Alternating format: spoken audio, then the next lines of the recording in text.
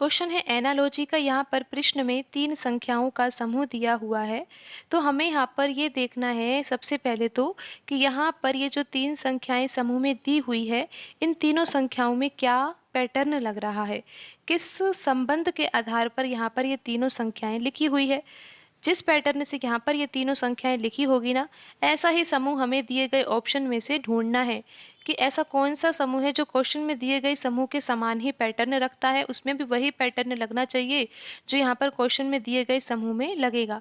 तो पैटर्न बहुत ही आसान है। आप यहाँ पर ध्यान से देखिए कि यहाँ पर जो समूह में तीन संख्याएं लिखी हुई है ना, ये ना तो घटते क्रम में लिखी हुई है ना ये बढ़ते क्रम में लिखी हुई है। आप यहाँ पर देख सकते हो 17, यहाँ पर 17 है, फिर उसके बाद 13 लिख दिया गया है। 17 से छोटी संख्या 13 है और फिर 13 के बाद यहाँ पर बड़ी संख्या 20 आ गई। तो यहाँ पर जो संख्याएं लिखी हुई है ये ना तो घटते क्रम में है और ना ही बढ़ते क्रम में है। तो फिर इन संख्याओं में कौन सा पैटर्न लग रहा है, आप ध्यान से देखिए कि यहाँ पर जो बीच में संख्या लिखी हुई है वो बाकी दोनों संख्याओं से छोटी संख्या है। बस आपको इतना ही ध्यान रखना है, पैटर्न यही है यहाँ पर कि जो बीच वाली संख्या है वो बाकी दोनों संख्याओं से छोटी संख्या है। तो अब आप चेक कर लीजिए कि कौन से ऑप्शन में ऐसा ही लिखा हुआ है, मतलब इसी पैटर्न से यहाँ पर संख्याएं लिखी हुई है।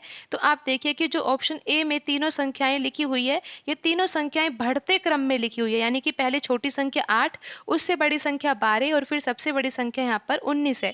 तो यहाँ पर ऑप्शन ए में वही पैटर्न नहीं लग रहा है जो क्वेश्चन में दिए गए समूह में लग रहा है, क्योंकि आपने देखा कि क्वेश्चन में जो समूह दिया गया है ना, उसमें तो बीच वाली संख्या बाकी दोनों संख्याओं से छोटी है। लेकिन अब आप यहाँ पर देख लीजिए कि यहाँ पर 12 लिखा हुआ है, तो 12 कोई 8 और 19 से छोटी संख्या थोड़ी है। 12 तो इन दोनों के बीच में आती है, यानी कि 8 से तो बड़ी है और 19 से छोटी है। तो ऑप्शन ए यहाँ पर इसीलिए ही सही नहीं है, क्योंकि ऑप्शन ए में बीच वाली संख्या बाकी दोनों संख्याओं से छोटी नहीं है। और हमने यहाँ पर यही पैटर्न समझा है, जो क्वेश्चन में समूह दिया हुआ है उससे तो हमें यही समझ में आया है कि यहाँ पर जो क्वेश्चन में समूह दिया हुआ है उसमें बीच वाली जो संख्या यहाँ पर 13 है, बाकी दोनों संख्याएं यानी कि 17 और 20 से छोटी संख्या है।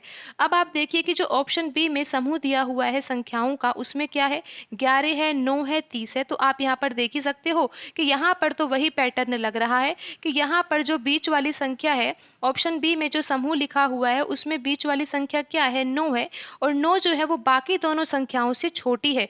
11 और 30 से छोटी संख्या यहाँ पर 9 है और वो इन दोनों संख्याओं के बीच में ही लिखी हुई है। तो यहाँ पर ऑप्शन बी सही हो सकता है, क्योंकि हमें पैटर्न जो समझ में आया है उसके अनुसार तो यहाँ पर ऑप्शन बी जो है वो सही होना चाहिए। लेकिन अभी हम बाकी ऑप्शन भी चेक करेंगे कि वो ऑप्शन गलत क्यों है, वो पैटर्न को फॉलो क्यों नहीं कर रहे हैं। तो आप यहाँ पर देखिए कि जो ऑप्शन सी है ना, उसमें देखिए कि बीच में जो संख्या लिखी हुई है वो 19 है और वो बाकी दोनों संख्याओं से बड़ी संख्या लिखी हुई है। आप देख रहे हो ना कि यहाँ पर 8 है, 19 है और 11 है। यहाँ पर हम ऑप्शन सी में जो लिखा हुआ समूह है उसकी बात कर रहे हैं कि जो बीच में संख्या लिखी हुई है 19, वो बाकी दोनों संख्याओं से बड़ी संख्या है। जबकि आपने देखा कि जो क्वेश्चन में समूह दिया हुआ है उसमें बीच वाली संख्या जो है वो बाकी दोनों संख्याओं से छोटी संख्या है। तो यहाँ पर ऑप्शन सी इसीलिए सही नहीं है।